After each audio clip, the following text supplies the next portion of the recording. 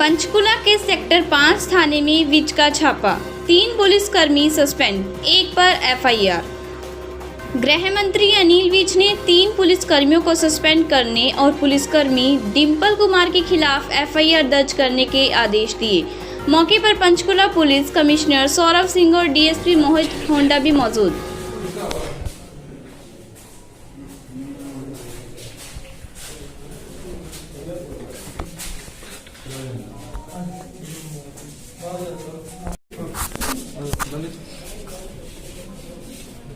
ये इंसानों का टॉयलेट है ये? कभी करवाया साहब इसको? अंदर घुस के दिखा अंदर। सर ये ब्लॉक हो गया था सर, ये बाथरूम ना सर, तो इसके लिए हमने बुलाया था सर। तो अपने बोला कि मेन होल खुलेगा फिर साफ होगा, तो मेन होल में वहाँ पे सामान काम नहीं हो रहा, फिर बाकी तो बस हो लिया सारा। सर हम लेके आए। तुम वैसे तो दिन को रात और रात को दिन कर देते हो, ठीक है ना? वो कला तुम्हें आती है। तुम्हारे से एम्प्लॉयज का टॉयलेट ठीक करवाया था, इसका कोई अल्टरनेटिव अरेंजमेंट नहीं करवाया जाता तुम्हारे से। सामने तो है, ये भी बना हुआ ना टॉयलेट है ये। हरियाणा के गृह मंत्री अनिल विज एक बार फिर आज एक्शन मोड में दिखाई दिए। पंचकुला के सेक्टर 5 पुलिस स्टेशन में अनिल विज अपने लाव लश्कर के साथ पहुंचे और थाने का रिकॉर्ड चेक किया और अन्य जरूरी कागजात देखे। अनिल विज का गुस्सा उनके बयान में साफ दिखता है। वह कहते हैं कि मन तो करता है सारे थाने में सस्पेंड कर दूं, लेकिन गुस्से पर कंट्रोल करते हुए अनिल विज गृह मंत्री हरियाणा ने पंचकुला के सेक्टर 5 थाने में 3 पुलिसकर्मी सस्पेंड कर दिए। इतना ही नहीं, 1 पर एफआईआर भी दर्ज करने के निर्देश दिए। गृह मंत्री अनिल विज ने 3 पुलिसकर्मियों को सस्पेंड करने और पुलिसकर्मी डिंपल कुमार के खिलाफ एफआईआर दर्ज करने के निर्देश दिए। अनिल विज ने इस मौके पर एक शिकायतकर्ता के खिलाफ भी मामला दर्ज करने के निर्देश दिए, जिसमें जान से मारने की धमकी देने की शिकायत पुलिस में दर्ज करवा रखी थी। लेकिन अनिल विज काफी गुस्से में थे और अपने ही विभाग के कर्मचारियों की लापरवाही से काफी परेशान भी दिखाई दे रहे थे। क्या बोले अनिल विज, सुनिए। कुछ कार्रवाई भी की गई है? क्या कुछ कार्रवाई की गई है और क्या कोई शिकायत प्राप्त हुई? देखिए, यहाँ पर कोई भी कायदे कानून से काम नहीं चल रहा सारे थाने में। मन तो मेरा कर रहा है मैं सारे थाने को सस्पेंड कर, लेकिन बहुत सारे दस्तावेज अभी मेरे सामने आए नहीं। यहाँ पर जो मुंशी है उसके पास से बहुत सारी दरखास्तें मिली हैं जिनको रजिस्टर नहीं किया गया। जो नाइट मुंशी है वहां से भी मिली है और वो विदाउट यूनिफॉर्म थाने में घूम रहा था। यहां से फेक करेंसी मिली है जो बैंक ने जमा कराई यहां पर, और बहुत दिन हो गए हैं उसको दर्ज तक नहीं किया, उसकी कार्रवाई नहीं की कि फेक करेंसी कौन सर्कुलेट कर रहा, कहां से आ रही है। देश का इससे बड़ा अपराध तो हो नहीं सकता। यहां से एसएचओ साहब के दफ्तर से बहुत एप्लीकेशनें मिली हैं जिनके ऊपर कोई कार्रवाई नहीं हुई, जिनके ऊपर कार्रवाई की जानी चाहिए थी और इन्होंने कार्रवाई नहीं की।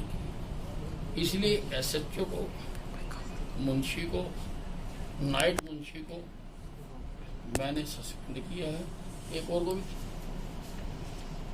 कोई किसी की रवानगी नहीं दिखाई जाती।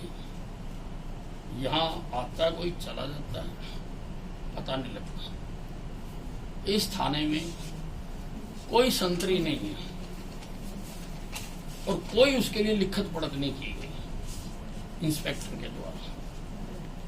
और मैं समझता हूँ ये पहला थाना है जिसमें कोई संतरी नहीं है। कोई भी आए और लूट ले और चला जाए, यहाँ कोई कार्रवाई नहीं हो रही है। मैंने 1 महीने की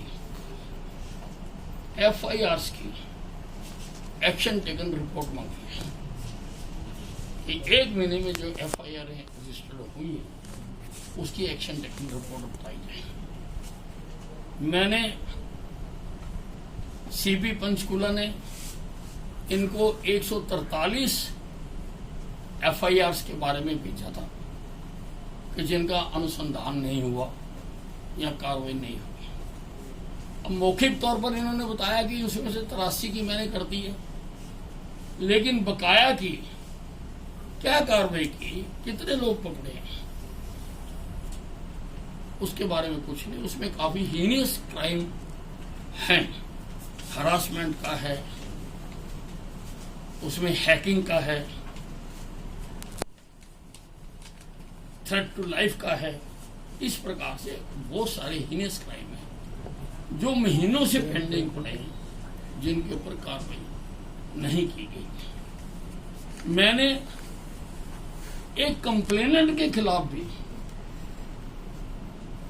कार्रवाई दर्ज करने के आदेश दिए। उसने कहा कि I was kidnapped and almost murdered. मेरे साथ फ्रॉड हुआ है, मेरे साथ चीटिंग हुई है, और बाद में उसने समझौते का पत्र लगा दिया। तो इसका मतलब तो ये है कि तुम पुलिस का जो है वो समय बर्बाद कर रहे हो, नाजायज फायदा उठा रहे हो, इतने गंभीर आरोप लगाकर, और आप अपने उजागर कर रहे हो। तो मैंने डीसीपी को कहा कि इसका पर्चा दर्ज करो। इसका क्या नाम है कंप्लेंट का और मामला क्या था?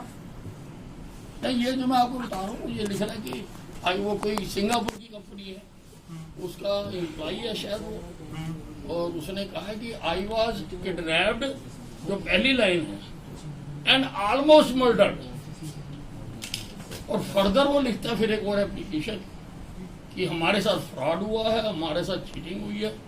इतने गंभीर आरोप लगाने के बाद आप जाके समझौता कर लेते। सर डिग्री टॉर्चर का भी लगाया था उसने। हाँ, का नाम मेरे पास है, मैं दे दूंगी सर आपको। ऐसे और भी कई केसेस मिले हैं जिनका मैंने सीपी और डीसीपी को वो यहाँ से मिली है, उनकी FIR दर्ज करने के और कार्रवाई करने के लिए जारी की है।